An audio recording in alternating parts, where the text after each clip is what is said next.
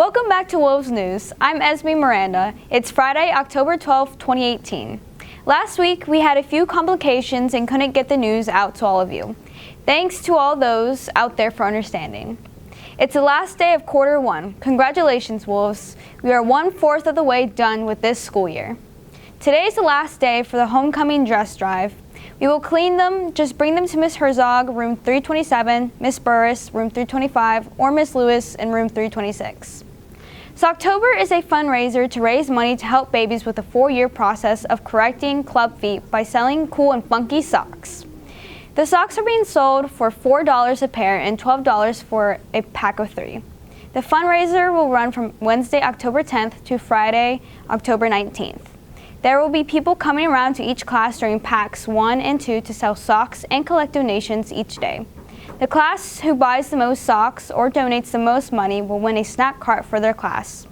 In addition to the prize of a snack cart, each student who purchases a pair of socks will also receive a ticket to be entered into a fundraiser to win a gift card at the football game on the 26th of October. This October socks will also be a co-theme with the away football game on Friday the 26th. This fundraiser was done last year for amputees in need of prosthetic limbs, and it raised enough money for 2 prosthetic limbs. This year, our goal is to sell all 600 socks, which would raise enough money for 2 club feet corrections, which is a 4-year process. Not only does this help babies with club feet, but it also benefits the community as well by giving back warm, thermal socks to people in need. On Monday the 15th, there is no school due to teacher and services. The 18th, there are parent-teacher conferences. Make sure to tell your parents so they can schedule.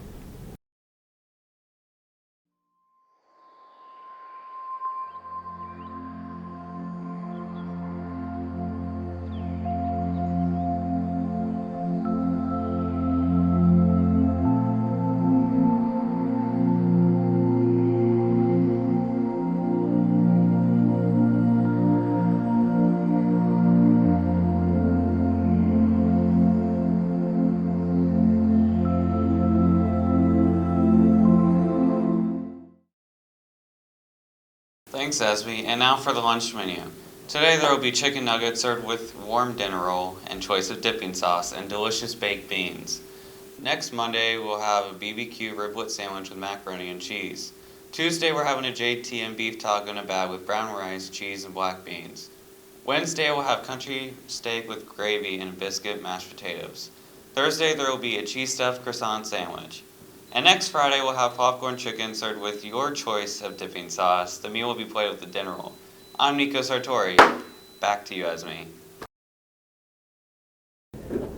Thank you, Esme. I'm Johanna Cervantes. Now let's get into sports. Tonight we have a football game at Withrow. Good luck, Wolves. In other news this week, our volleyball team won against Anderson, and our girls' soccer team won against Withrow 9-0. Congrats, girls. For this weekend, we have the cross-country team holding the ECC Championship at 9 a.m. on Saturday. Come out to support them. Also, our soccer team has a game at Hamilton on Saturday. Good luck to all our teams tonight as well as this weekend. And back to you, Esme. Thanks, Esme. More book club meetings and new books are arriving. And bring your West Claremont library card. Coming in October, special guest Miss Books will be bringing top book recommendation for Halloween lovers.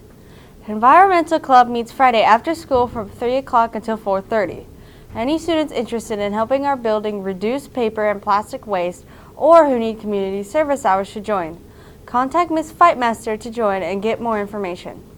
Our club and NAHS, a committee dedicated to recognizing students who show outstanding abilities in art.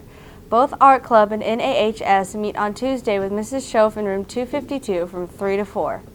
Photography Club meets every 2 weeks in room 155.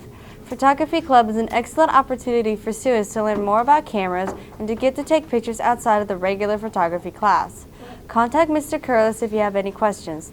Interested in volleyball, basketball, or flag football? See Mr. Ball for any questions.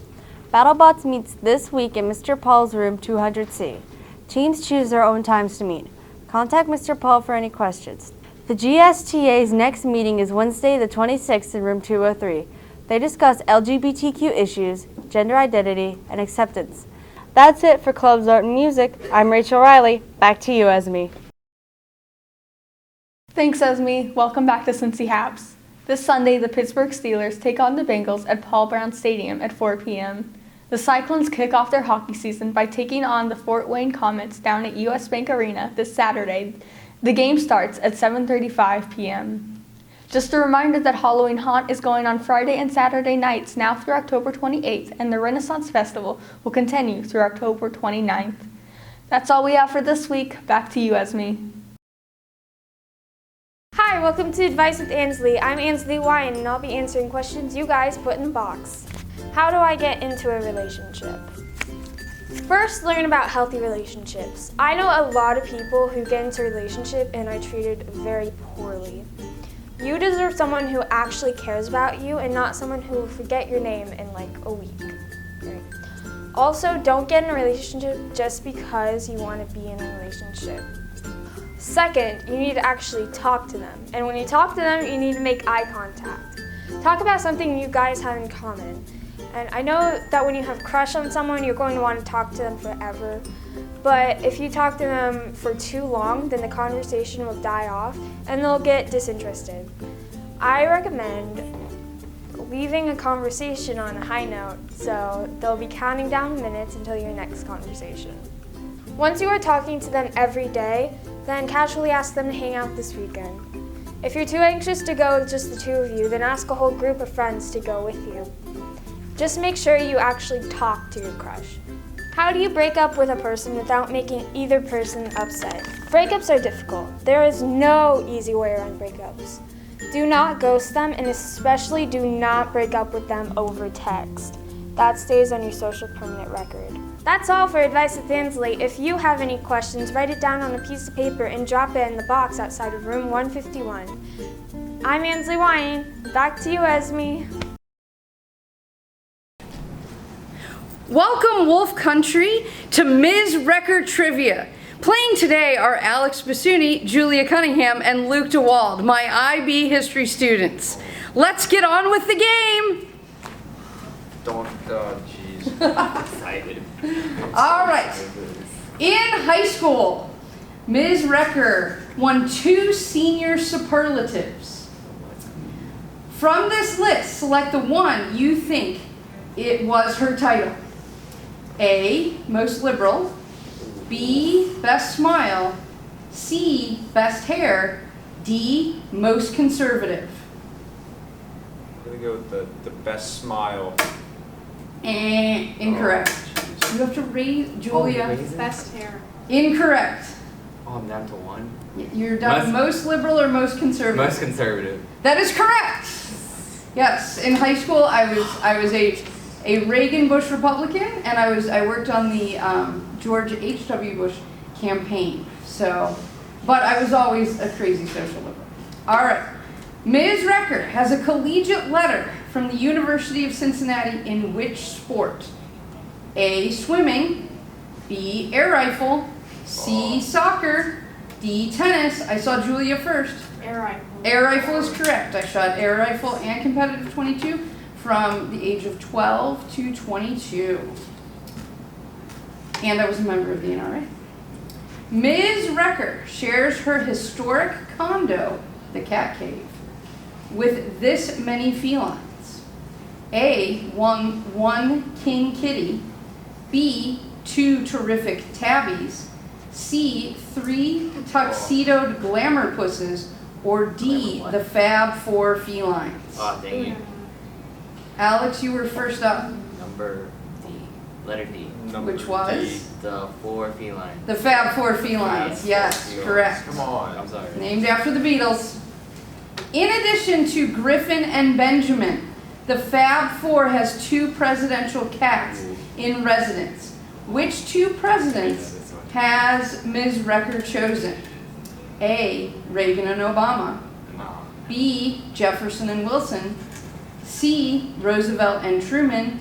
D, Lincoln and Nixon. Julia. C, Roosevelt and Truman. That's correct. There's Theodore Roosevelt Recker, the 18.5-pound Maine Coon mix, and Harry Truman, the gray tabby, who's the cuddler. Ms. Recker values these 2 things the most when it comes to education. A, critical thinking and writing. B, air test scores. C, reading comprehension. D, making students cry. Luke, A. which was? Critical thinking and writing. That's correct. Which, of course, means Luke has to do a better job. Yeah, I know. Yeah. Ms. Recker has this many siblings. A1, B2, C none, D3. Julia. C, none. That is correct. I am an only child. Although I do have my cousin Greg is like a sibling. He and his wife are like siblings. All right.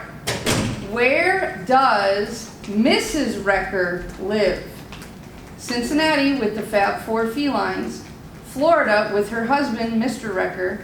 C, Cleveland by herself. Oh, dang it. D, Virginia with her sister-in-law, Bev. Ooh. Luke. Isn't that Florida? Yes. Yeah. Mrs. Recker is my mother, and she lives in Florida with my father, Mr. Recker. I am, of course, what is my name? Ms. Recker. That is correct, yes. Do we get points? All No, right. you don't get I points. get points instead of name. Ms. Recker grew up with the following types of dogs. A, Labrador Retrievers. B, Golden Retrievers. C, King Charles Cavalier Spaniels. D, Coonhounds. Oh, I like that name. Julia. Labrador Retrievers. That is correct. So my mother showed Labrador Retrievers. How do you know this? We had 9 in the house, but Golden Retrievers are my favorite. And one of my best friends is a King Charles Cavalier Spaniel named Grady. That's Mrs. Napier's dog. But he loves his Auntie Stacy. When it comes to food, Ms. Recker is one picky eater. What food is she least likely to eat? A, beans. B, carrots. C, green beans. D, onions. Alex. Onion. Incorrect. I'm gonna Luke. go with carrots. Incorrect. Oh, darn. Julia. I'm going to say beans. That's correct. Even though I am a vegetarian, I hate Beans. all the beans. Beans. It's a whole texture thing.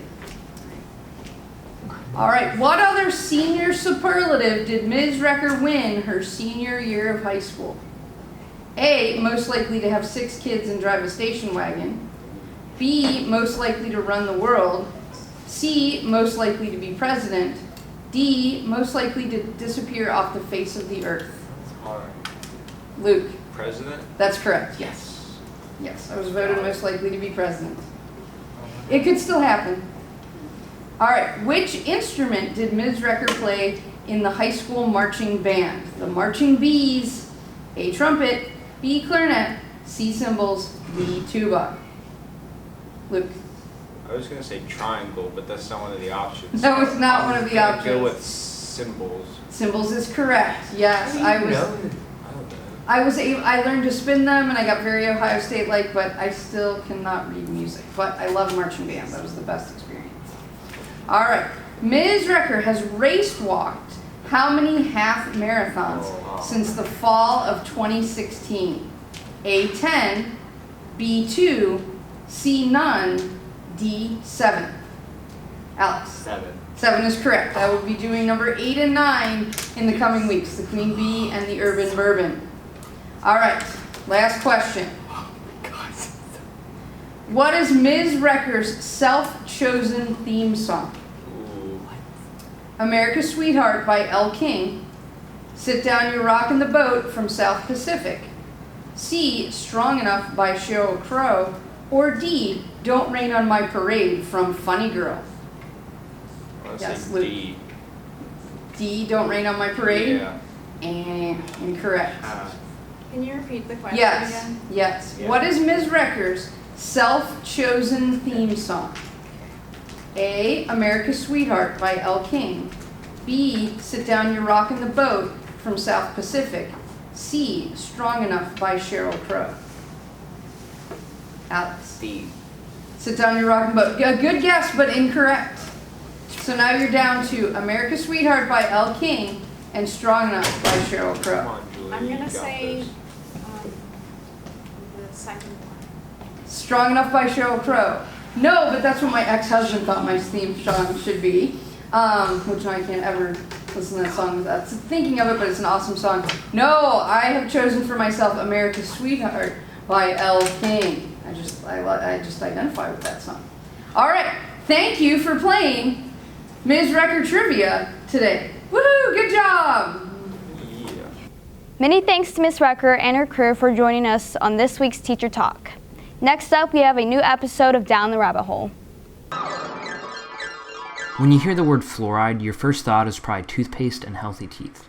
For over 60 years in the U.S., water fluoridation has been put in effect to prevent tooth decay, and according to the CDC, it is considered one of the top 10 most important health achievements of the 20th century. Over 70% of America's drinking water is fluoridated.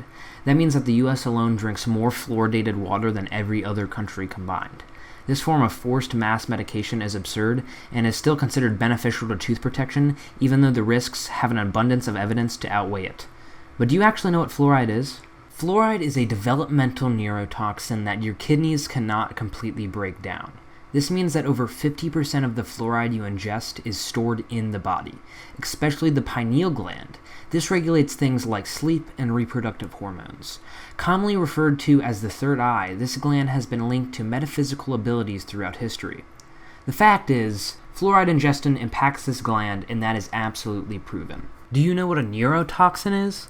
A neurotoxin is a poison that is toxic to multiple parts of your body, including your brain, your bones, your organs, and much more. It also affects your nervous system and disrupts the normal function of your nerve cells. So, where did this idea of fluoridation come from? Well, in 1901, Frederick Mackay found that the residents in Colorado Springs had patterns of brown pits on their teeth. When local residents blamed it on the calcium-rich water, he looked into it and found that the water actually had high amounts of fluoride in it, and the overexposure was the reason for the symptom. This is still common today, but is referred to as dental fluorosis. This affects over 40% of teens in the U.S. Now in 2018, they have implemented fluoridation all over the U.S. and claim to have evidence to back it. There is no solid proof that the ingestion of fluoride improves dental health. When you begin to look into this, you will actually find that a test was conducted on countries' rates of tooth decay, and fluoridated countries had little to no difference when compared to non-fluoridated countries. Research collected from places that were once fluoridated but are now not showed no rise in tooth decay after they stopped. When you bring up the tests that launched fluoridation, they are clearly methodologically flawed. Non-profit organizations fighting fluoridation mention how the choice of cities were extremely bad. When you bring in recent tests like the one conducted by NIH in 2009, it showed no correlation between fluoride and the prevention of tooth decay. These risks affect everyone, especially children. In children and infants, over 80% of the fluoride they ingest does not leave their body. Studies conducted on children who have been exposed to fluoride show lower IQ, overexposure, minor forms of brain damage, impaired memory, and more. For infants, there are no benefits, just risks. Since babies rely on liquids for food intake, they have a constant risk of overexposure to fluoride. With risks like this, you'd think that fluoridation would be stopped immediately, but the EPA dismissed all petitions to remove the substance. Now they are trying to dismiss a lawsuit that would put the use of fluoride under the Toxic Substances Control Act. Today, I just scratched the surface of this topic, and I highly recommend you look into this topic for yourself. If you liked this segment, be sure to tune back in October 26th for the next episode. Remember, Wolves, rep the pack well. Pride, academics, community, and kindness. Thanks for tuning in this week. I'm Esme Miranda with Wolves Student News. See you next Friday.